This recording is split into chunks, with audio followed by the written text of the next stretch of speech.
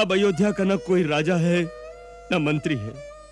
अरे सुमंत्र, अयोध्या पर किसी का आधिपत्य होता तो इतना बड़ा अनाचार होने देता? बिना गुरुजनों से विचार विमर्श किए, बिना मंत्रिमंडल से मंत्रणा किए, एक नीच नारी के हाथ की कठपुतली बनकर अपने कुल का सर्वनाश कर डाला।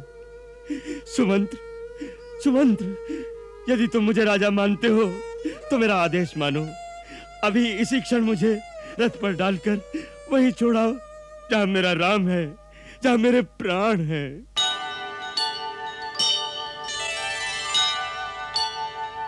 तुम जैसे धीर वीर धर्मज्ञ को इतनी दुर्बलता उचित नहीं।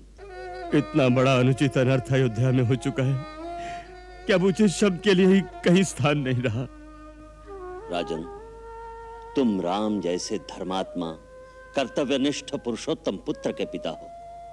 वचन पालन के लिए जिस महायज्ञ का व्रत उस त्यागवीर ने लिया है, उसे छोटा ना बनाओ। गुरुदेव, उस महान आत्मा का पिता होकर भी मैं उसकी महानता तक नहीं पहुंच सकता। मैंने राम को राज्य देने का वचन देकर उसे देश निकाला दे दिया, तो भी उसी प्रकार मुस्कुराता हुआ चला गया। ऐसे पुत्र के बिछड़ने पर भी मेरे प्राण नहीं निकले। मेरे समान बड़ा पापी कौन होगा?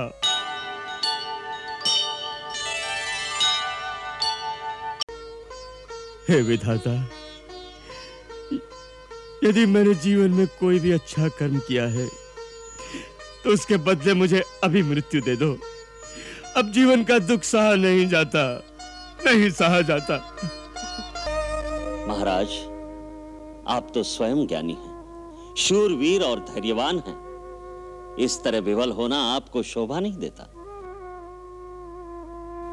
जीवन मरण, हानि लाभ, प्रियजनों का मिलना और बिछुड़ना, ये सब काल और कर्म के अधीन है। जिस प्रकार दिन और रात्रि का आना कोई टाल नहीं सकता, उसी प्रकार अपने अपने समय पर सुख और दुख का आना अटल है। इसीलिए धीर वीर दुख सहकर भी शोक नहीं करते।